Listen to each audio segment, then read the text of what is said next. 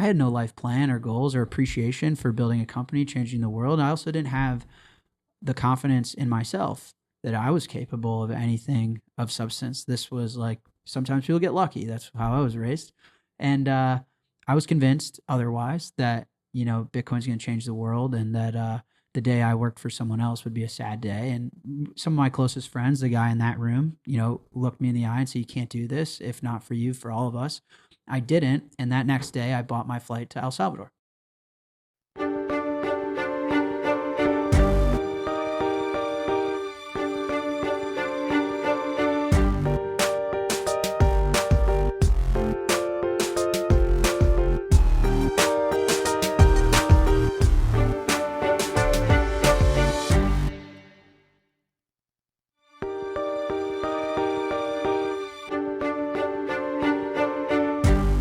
Jack, we got you back in El Salvador. What's going on, brother? Hey, but no hoodie. No hoodie. It's too warm, man. I'm in Chicago. My skin doesn't get the sun very often, so I got to take advantage. I don't know if I've ever seen you without a hoodie or a hat on. So. It's fair. I got hair and I got arms. Proof. Nice. What do you think coming back after, how long's it been? Since 2 years? Since longer. Since whenever the whole legal tender stuff. So was that almost 3? All 3 years. Yeah, okay. Yeah. So what was it like coming back and seeing all the changes that have happened here in El Salvador? The craziest thing ever. My best answer and what I've been telling everyone is the airport. So Dylan, my chief of staff, my best friend, he's one of the earliest strike employees. He was here with me initially, as you probably remember, and he's in the other room. He's here with me now. And when we got off the airplane, once you get off an airplane, you want to get to your hotel, unpack your stuff, lay down, take a nap. We spent time just wandering around the airport. It was the craziest thing. We went in the bathrooms, we tried the sinks, we were analyzing the ceiling. It's nicer than O'Hare, which is Chicago's airport, which is also the heart of the Midwest, which is everyone has their transfers at O'Hare. So that was very telling for us. We couldn't believe it. We were jaw on the floor. And ever since, that was a foreshadowing of the whole thing. Is I'm in awe a little of just how fast things have moved, which really has allowed me to juxtapose that versus the media. Right? Because I was here, obviously, and everything happened how it happened. And then I was a part of the media and their perception of it, depiction of it, and then coming back and saying, you guys have no idea how fast this is moving. I mean, even the airport is modern and better than the biggest airport in America. Well, and they've streamlined everything. Did you have to pay a fee when you came in?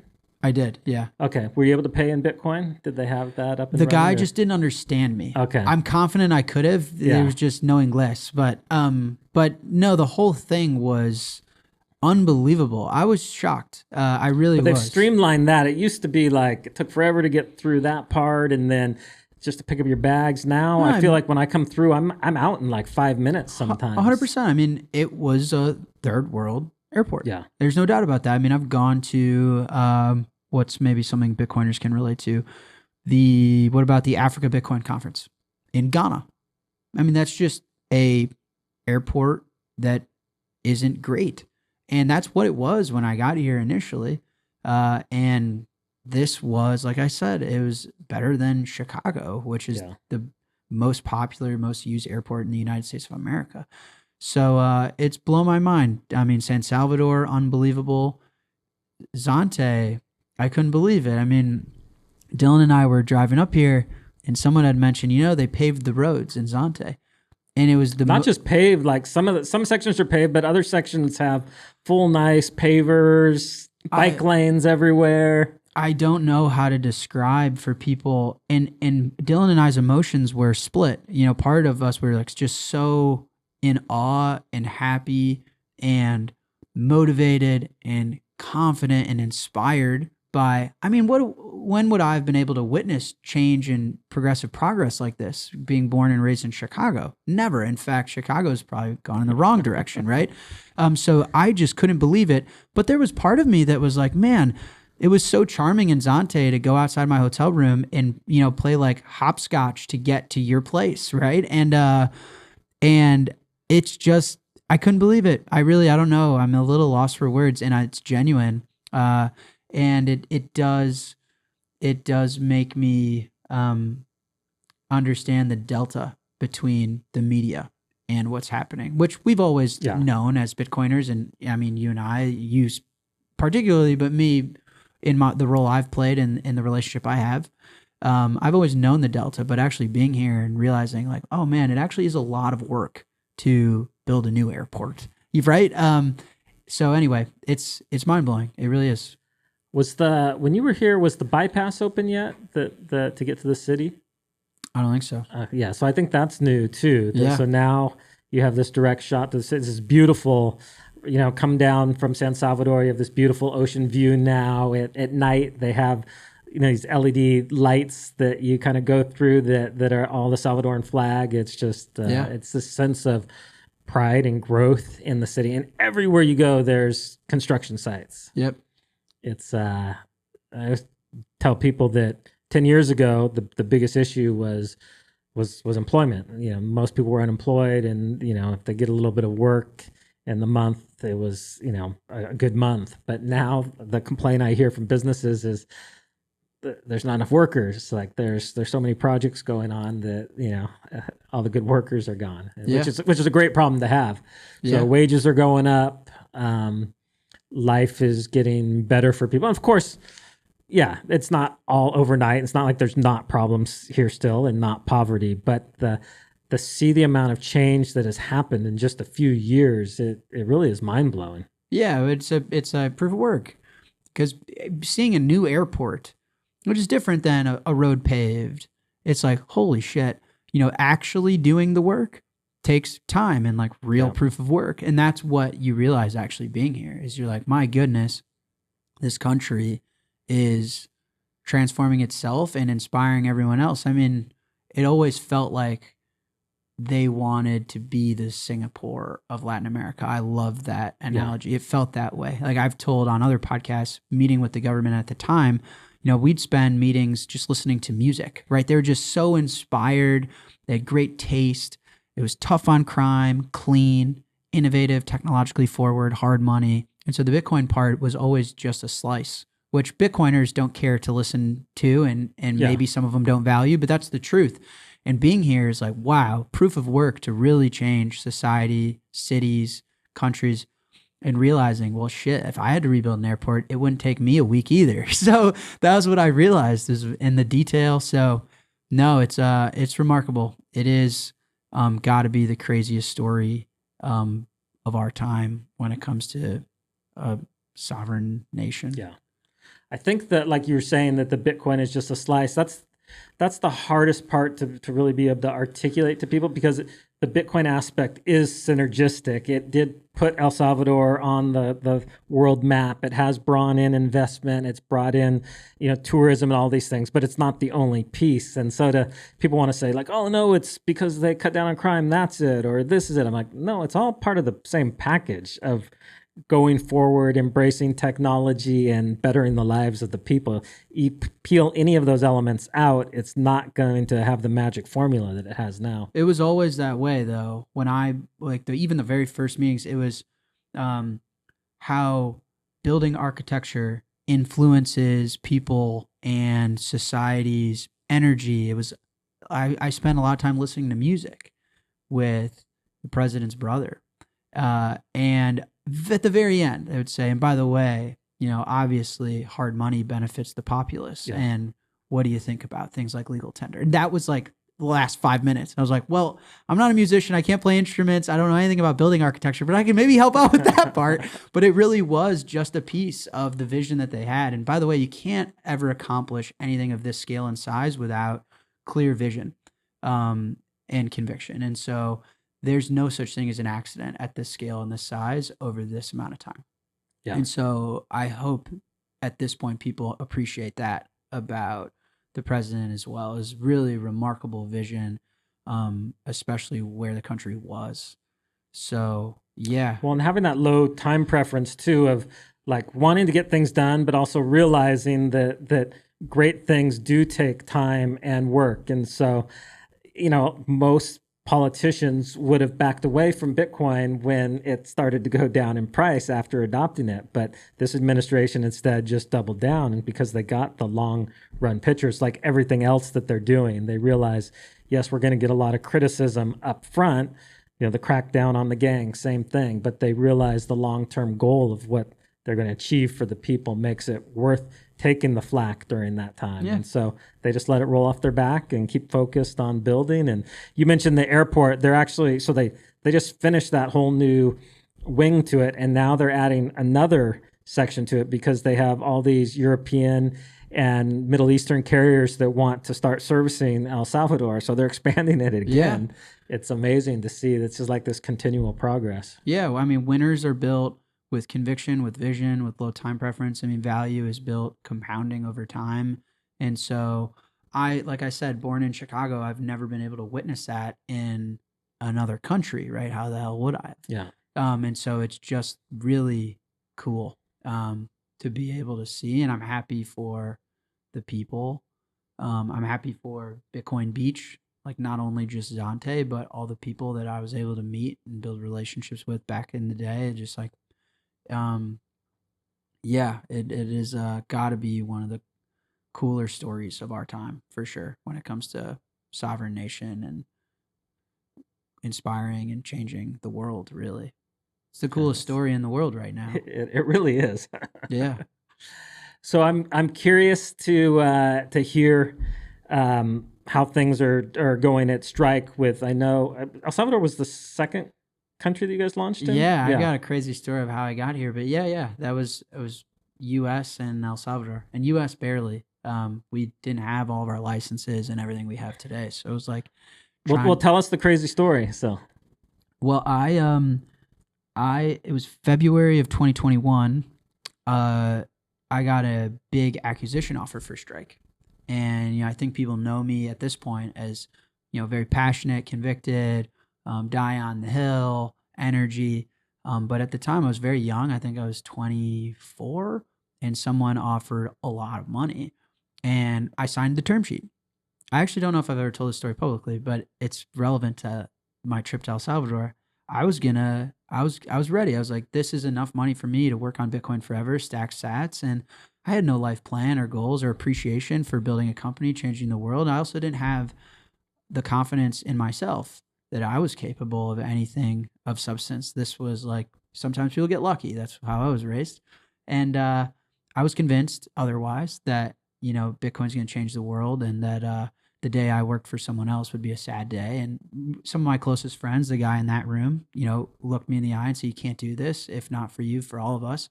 I didn't. And that next day I bought my flight to El Salvador. Really? Yeah. So I almost sold Strike. And there are moments in my career where, and I'm sure everyone else's life journey, where there's people that believe in you more than you believe in yourself. And those are pivotal. And that's, you're rewarded for the company that you keep, right? And the people you surround yourself with. And so those were one of those moments for me where since then, it's like, I'm going to be the CEO of this thing forever, and Bitcoin's going to change the world, and I'm fully capable of being part of this story with all these Bitcoiners, and we're going to win. And that energy a lot of that was born out of that moment. And the very first thing I did was come here, of course, not knowing anything that was going to happen, but it was, to your point, is we needed to pick another market to launch our products in because we wanted to do cross-border payments.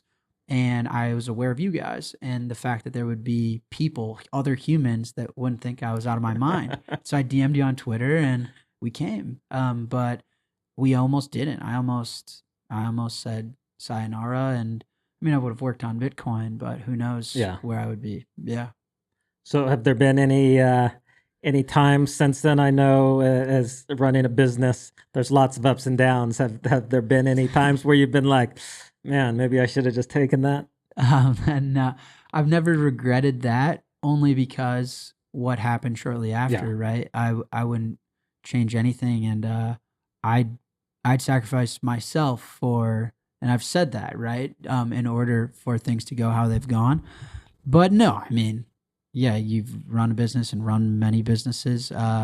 Yeah, it's been challenging. I mean, what's the Steve Jobs quote is, in the face of death is when you really understand and appreciate the values of life, like all the things that don't really matter go by the wayside. And that's, being an entrepreneur and face, you learn a lot about yourself, a lot about what you stand for. And it's very painful, but it's those type of moments everything comes to bear, and they're hard, but in hindsight, they're valuable. And they're lessons that, the way I like to think about it is, how expensive would those lessons be to acquire if I didn't acquire them that way, right? In hindsight, they were cheap because they were, whether it be embarrassing or shameful or regretful, but I didn't have to pay 10,000 Bitcoin for them, right? And they're valuable. So, but yeah, it's been a journey, to say the least. And the scary yet exciting thing is that it's still in the beginning. So we'll see where it goes. So I know when you guys were down here and we talked at that time, and you guys had this vision for kind of, hey, we're going to take over the world with Strike, and then since then have subsequently rolled out in all these countries. And obviously the logistics, and it's one thing to say it, it's another thing to navigate all the legal and technical and cultural issues along the way. So how has your vision for Strike changed since we would have those conversations, and how do you see going into countries versus partnering with people that are already there? Because I know you guys have some partnerships with like BitNob and I think Yellow Card in Africa. So what is kind of the strategy of Strike now? What role do you see you guys playing? Yeah, I mean, part of the founding of Strike and the initial vision is Lightning is this open value transfer protocol for the world, and this interoperability network for the world. And if I can buy Bitcoin in one country and sell Bitcoin in another country, why can't I reinvent cross-border payments with this Lightning thing? And that's still very much a part of who we are. But what I came to admit is I was going to take longer than I thought. And I wasn't old enough experience, all sorts of terrible mistakes I made to assume that was something that was going to happen faster than I thought. And so that business for us is growing, but it's a lot smaller than what's become just one of the Bitcoin companies of the world. Like we like to try and compete at being the best at Bitcoin in the world.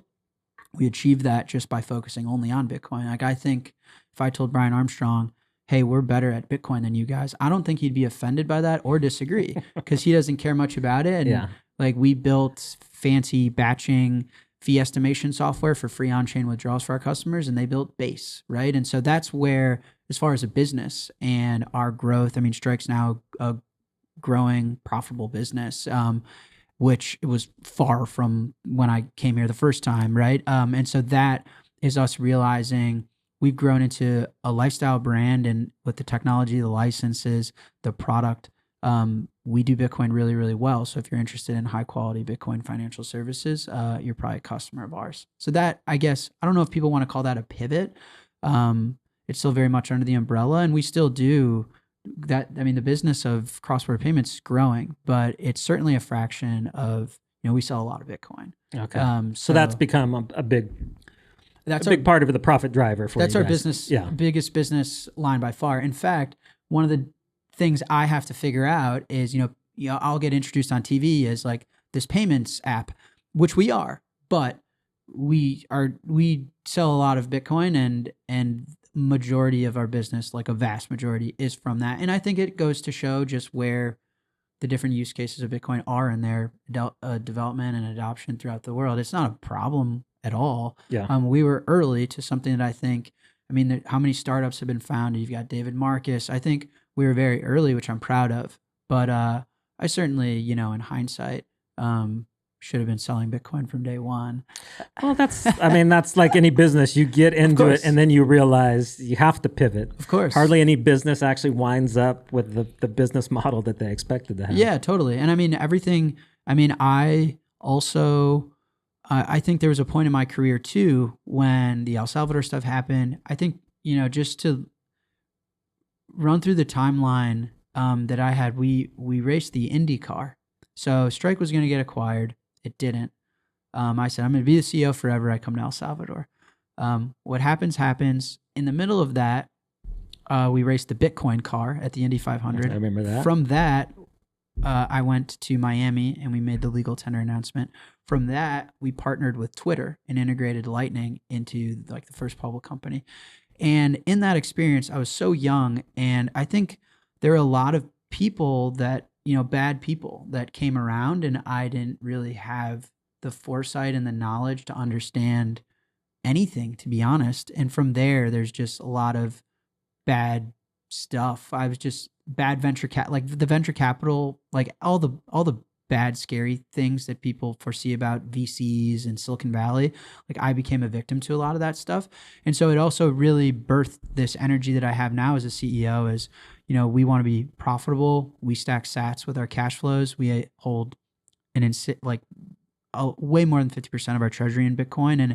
And we run the business very lean. We listen to customers only. We only build things we know our customers love and are going to use. That like flipped entirely. And I'm hopeful that there's been some proof of work from me and the business in, shipping what we say and achieving these things where, our customers in the community can realize that. But that was a real change for me. Well, it's hard when somebody throws all this money at you and there's all these expectations 100%. And you think, oh, we got to do this, this, and this. And And there were people that wanted to be around me and strike for the wrong reasons. And that muddied the waters. So, but as I said in the beginning, in hindsight, I couldn't be more thankful for that because I had to learn those things at some point. It's the same. I like to say, the deficits have to be realized, right? You can't just roll them over forever. So at some point I had to learn a lot. And I still do, but when I look back, I'm like, man, it really wasn't that expensive to learn what I learned.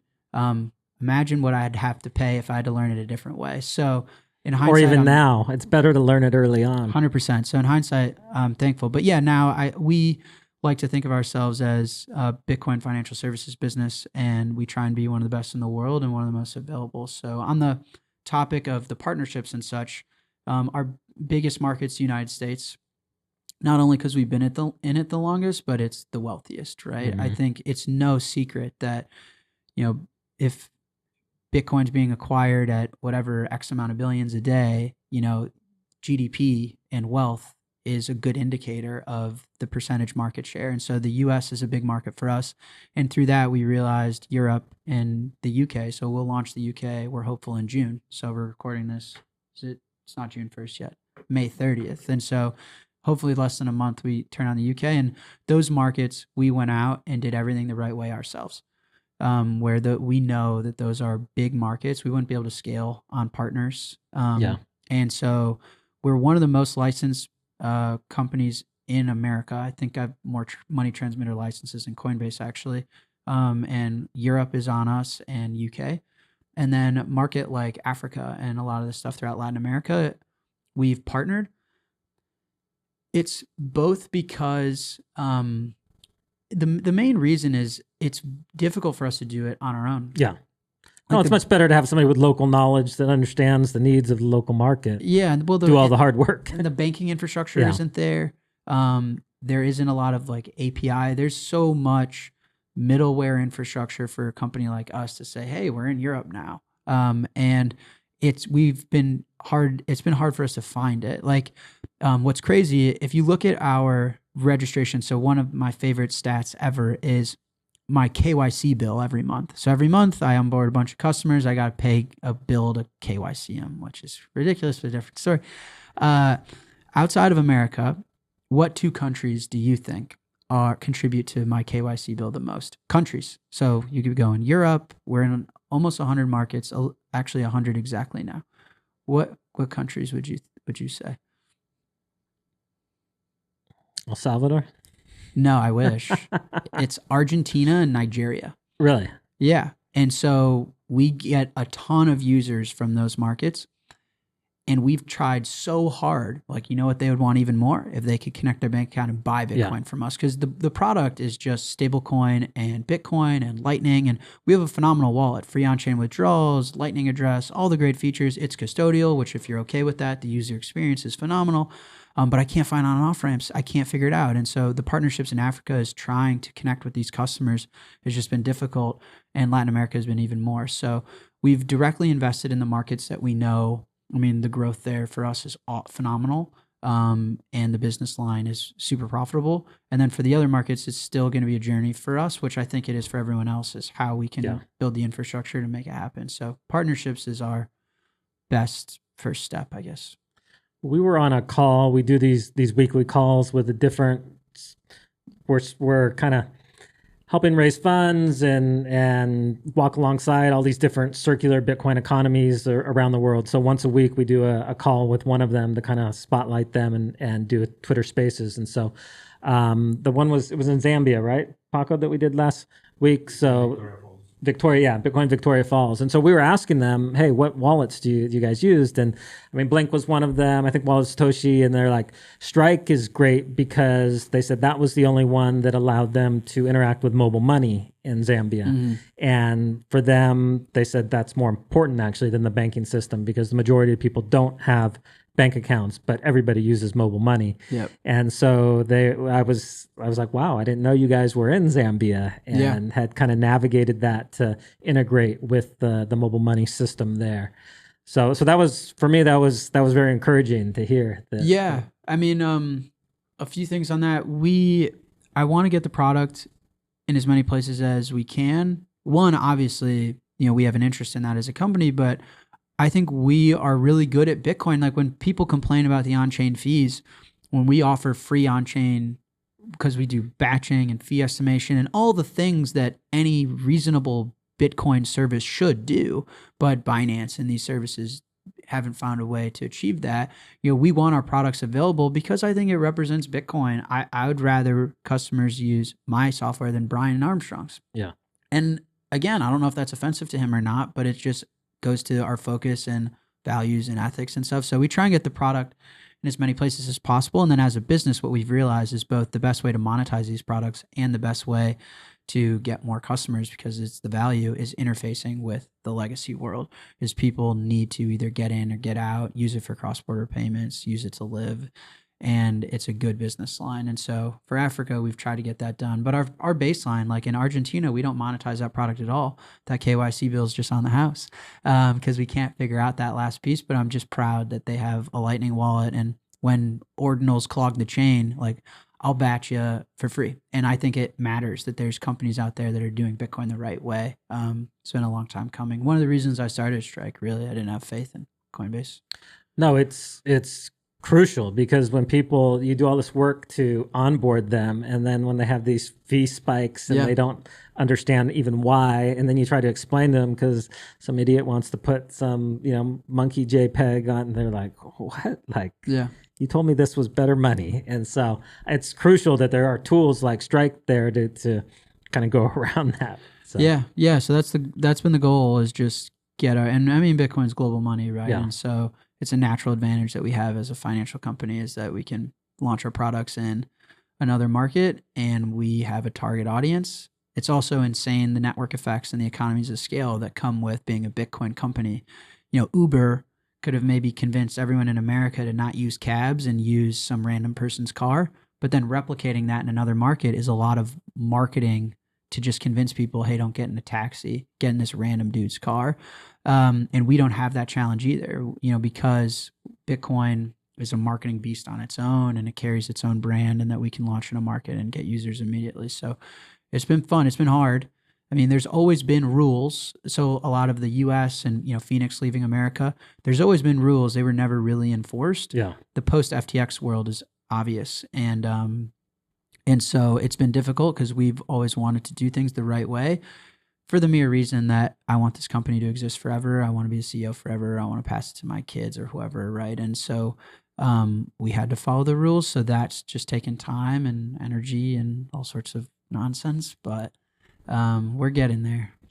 One of my funniest, and I'm assuming this is a cheap lesson you learned along the way as far as customer acquisition, but I tell people when you guys came here and you were doing the incentive of was it $10? I think it was 5, 10, whatever it was. 5 or 10, and then I think you got I think it was like for the person who signed up, and there was a referral fee to the person that. Yeah. And I remember telling you guys, "Oh, that might be a little high," and you're like, "No, this," and you got, I think, like 30 times as many people as you thought you were gonna get with that. And that was the first time as a business, we realized like a referral fee of 10 cents in a smaller emerging market versus a referral fee of $10 in America and New York City or whatever. People were quitting their jobs and going door to door, signing people up for strike because they could make, $100 in a day when their wage at that time was $10. And it was so fascinating too, because everyone was forced to figure out how to do on and off ramps at the time, because the money on strike was only as valuable as you can get physical cash. And so there were people that were like manual strike, Western Union type people, like, here, you can send me, I'll give you cash. And there were people making strike markets. And so, yeah, I mean, learning experiences. I remember I got a call from BitRefill, and they're like, we think we're being hacked, but we don't know how, but these people are buying all of these these Free Fire gift certificates. It's the best offer. And it's got to be a hack. And I'm like, no, that's all the kids in El Salvador that haven't been able to buy the cloak or the armor for their little video game.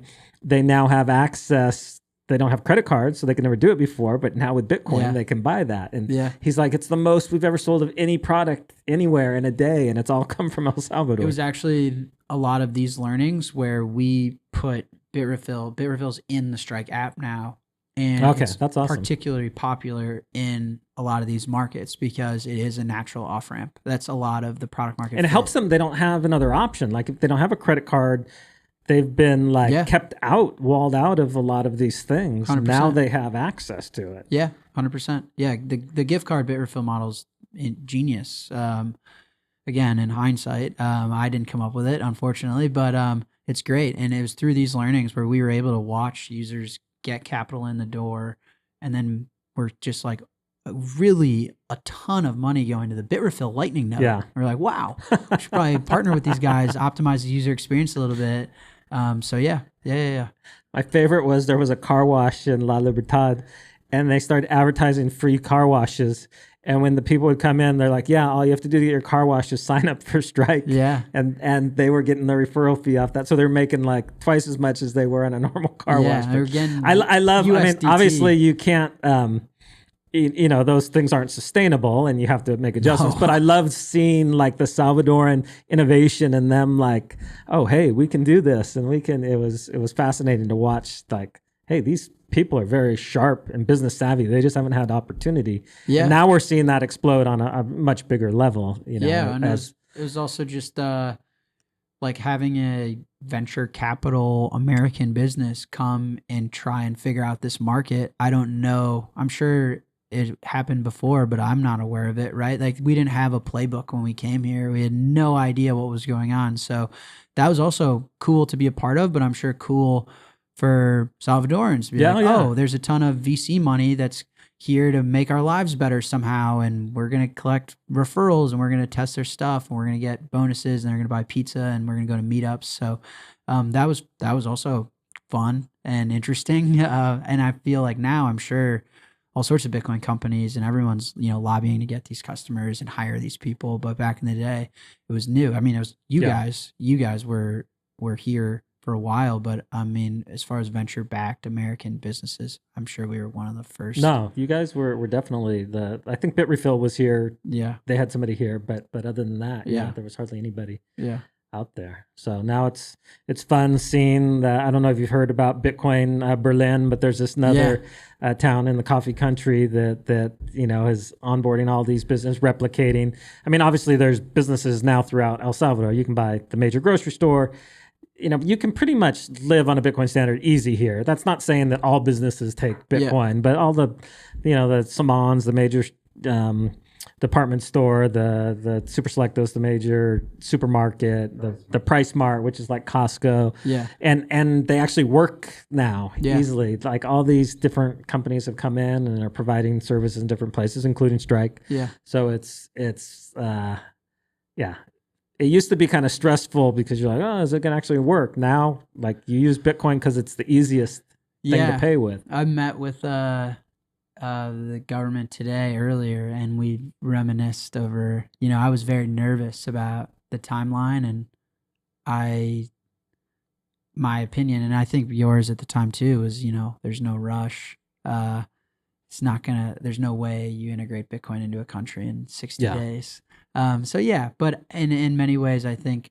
I think though for them, I think they had a sense, and I think they were right, that if they put it out there, whether it's the U.S. government or the IMF, all these powers could back channel, put too much pressure. So I think there was a sense of, we just need to like get the toothpaste out of the tube, and it's going to be a disaster, but then we'll clean it up later. Because otherwise, I think the pressure would have been so strong on them. Once it was already done, then they could ask them to walk it back, but it's hard to kind of force it. But if they would have done it preemptively, I think they could have strong-armed them into not doing it. I agree with that, and I mean, just the momentous that they had at the time too. I think on net they did everything the right way, but inevitably, it was messy, but I still think it was the best path.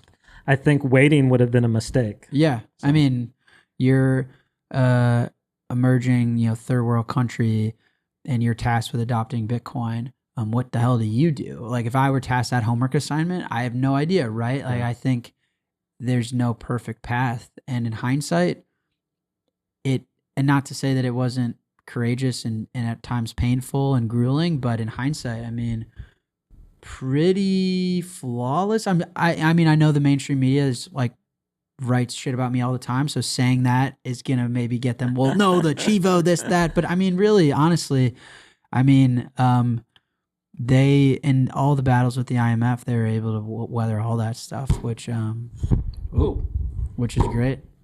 The funny thing is that I tell people is like even the negative articles would have beautiful pictures of the beaches in El Salvador along with it. So all these people were winding up in El Salvador because they'd read this negative article, but they're like, oh, that place looks beautiful. Yeah, like, I want to go check that out. Well, that's the other part too, is of the vision was always also the aesthetics. It was very obvious they appreciated the natural beauty of the place, like the volcanoes. All that stuff was no accident. So yeah, I mean, the media shows up, there's beaches, there's surfing, and people are happy here and appreciative. Their government clearly respects them and their time and energy. And then there's an article about how I'm a crybaby or something. And it's like, okay, well, like, I'm glad that you guys had to post a picture of Bitcoin Beach that pays for all of it. So. Yeah.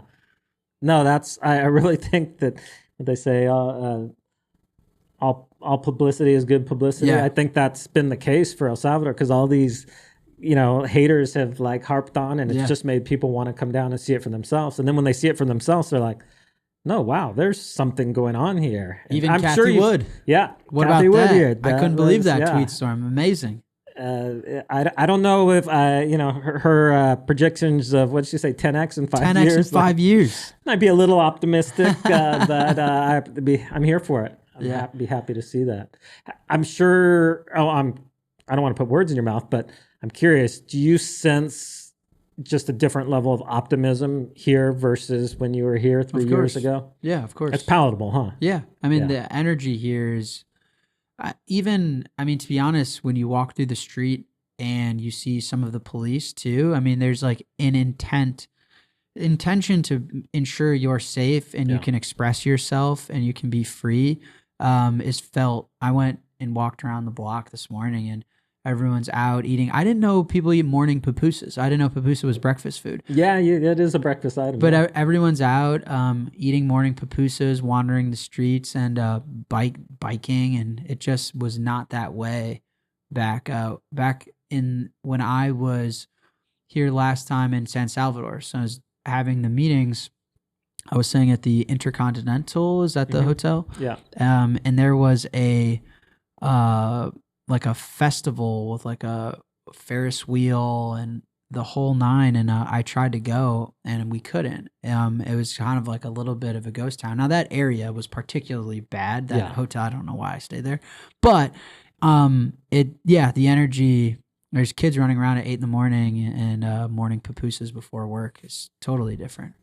No, just seeing people out at night. It used to be people wanted to get in before the sunset. It was, it's a totally, and it's crazy living here, even though, a lot of times when you're living in a place, you don't notice the changes much because it happens over time versus people that come back. But it's happened so fast that even the people living here feel like it's that same sense, like, wow, it's better today than it was yesterday, than it was the day before. Yeah. So The proof of work, right? Like, I think it's very real. I'm sure too. I mean, I'm hesitant because I don't live here and I'm not a citizen and I can't vote here. But um, the seeing it all manifest and be real, I'm sure, is really validating for them as well. Like, it only gets stronger. The same way that proof of work builds on itself, so the value of the work can only get stronger because of the fact that the government's made real on all of the vision so far. I mean, it's as real. I mean, everything is new, everything is paved, everything is fast, strong, quick.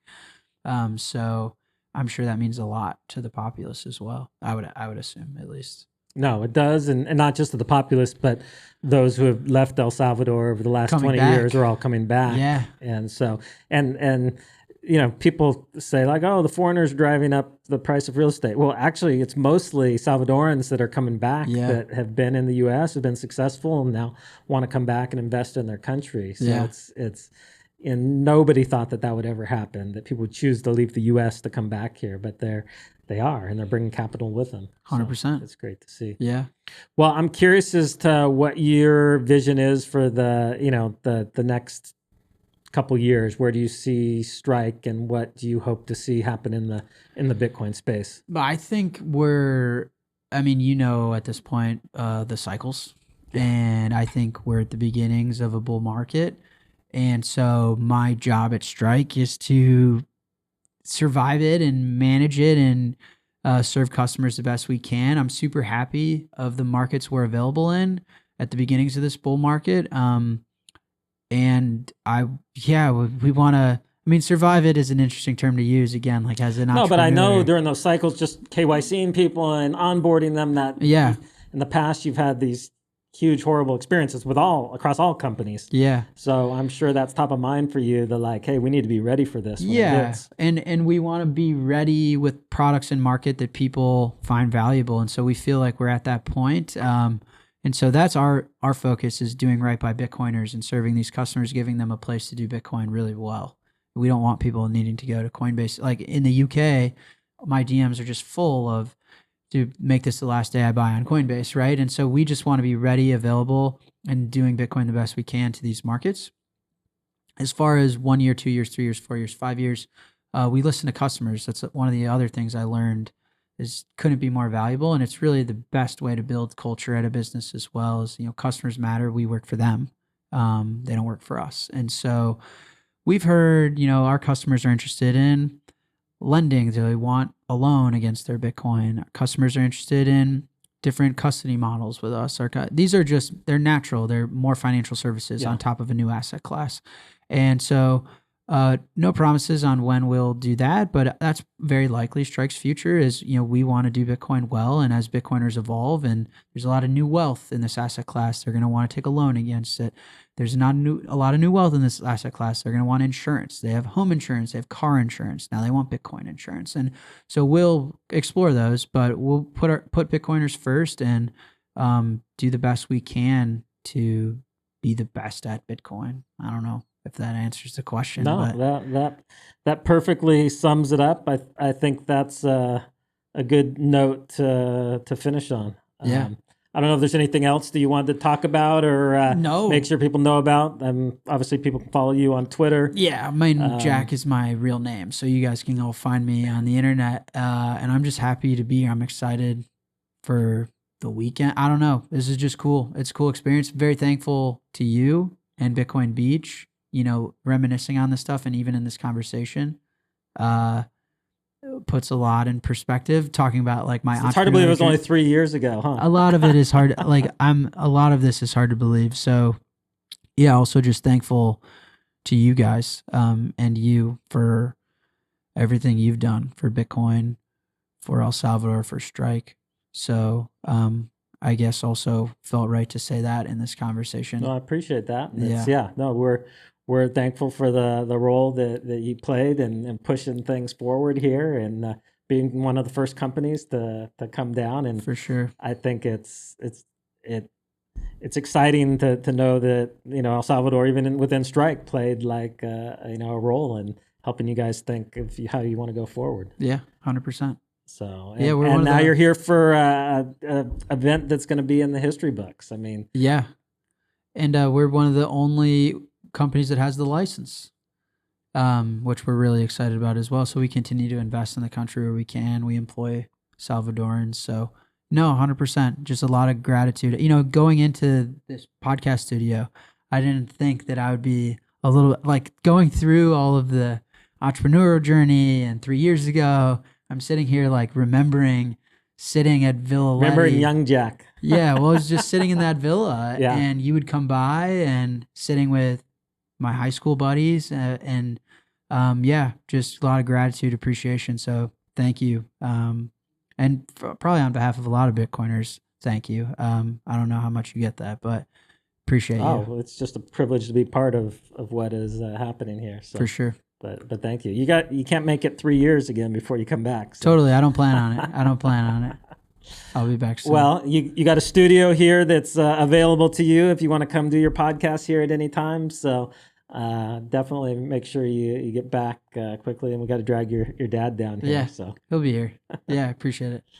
all right. Well, thank you, Jack. Yeah, thanks, brother. Good to see you.